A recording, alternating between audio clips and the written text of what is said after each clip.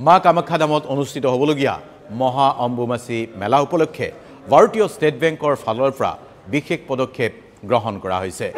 এই পদক্ষেপ অনুসৰি মহা অম্বুবাচী মেলাত বিভিন্ন ধৰণৰ প্ৰয়োজনীয় সা-সামগ্ৰী যোগানৰ ব্যৱস্থা কৰিছে ভাৰতীয় ষ্টেট বেংকে।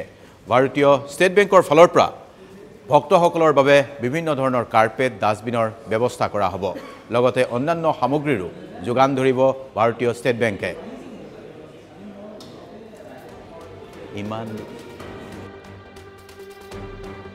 SBI লৈছে এই বিশেষ পদক্ষেপ। মেলাৰ সময়ত স্বচ্ছতা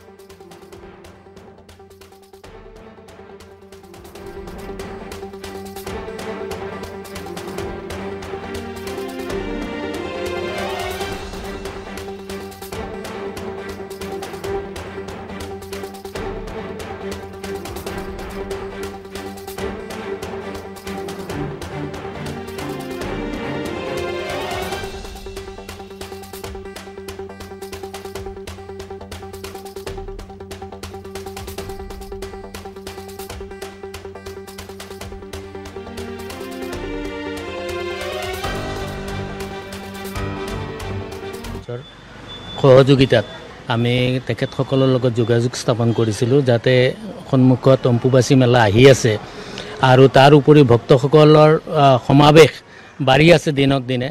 গতিকে সেই বস্তুখিনিৰ প্ৰতি লক্ষ্য ৰাখি যাতে জাবৰ জোঁথৰ পৰিষ্কাৰ পৰিৱেশ এটা মেইনটেইন কৰিব পাৰি, সেইকাৰণে আমি 60টা ডাষ্টবিন তেখেতসকলক প্ৰদান কৰিছোঁ। আৰু আজি আমি আৰু এটা বস্তু ভাবিছোঁ যে মন্দিৰ প্ৰদক্ষিণ কৰে যেতিয়া ভক্তসকলে, এতিয়া গৰমৰ দিন আহি আছে, সেইকাৰণে ভৰিত অশেষ যন্ত্ৰণা বা সেই যন্ত্ৰণা যিখিনি পায় গৰমৰ কাৰণে, সেইখিনিৰ পৰা পৰিত্ৰাণ পাবৰ কাৰণে তেখেতসকলক আমি কাৰ্পেটো দি আছোঁ। সেই গোটেইখিনি মন্দিৰ প্ৰদক্ষিণত সুবিধা হ'ব। ভাৰতীয় ষ্টেট বেংকৰ কামাখ্যা শাখাই কামাখ্যা মন্দিৰৰ লগত ওতঃপ্ৰোতভাৱে জড়িত। বেংকৰ লেনদেনৰ পৰা আদি যিবিলাক আমাৰ হয়, গোটেইখিনি তেওঁলোকৰ থ্ৰুদি আমাৰ আদান প্ৰদান কৰোঁ।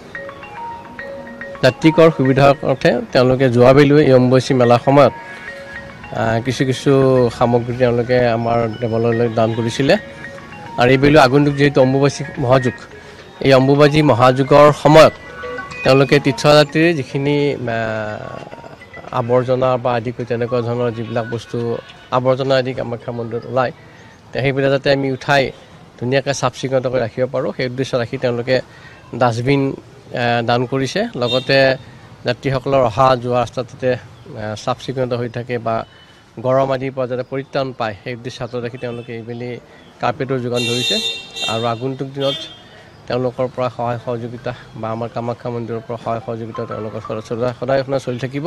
ভাৰতীয় ষ্টেট বেংকে আগতেও বহুকেইবাৰ আমাক সা সুবিধা কৰাত বহুত হেল্প কৰিছে, আৰু এইবাৰো এইটো এটা ডাঙৰ পদক্ষেপ হৈছে যে যিটো কাৰ্পেটৰ তেওঁলোকে দিছে, সেই কাৰ্পেটটোৰ দ্বাৰাই ভক্তৰ বহুত সুবিধা হ'ব, য'ত নেকি উৎকট গৰমত ভৰি ৰাখিব দিগদাৰী হয়। গতিকে পৰিক্ৰমা কৰাৰ ক্ষেত্ৰত আৰু মন্দিৰৰ আশে পাশে যিহেতুকে দিব, গতিকে পৰিক্ৰমা কৰাৰ ক্ষেত্ৰত বহু ভাল এটা পদক্ষেপ হ'ব।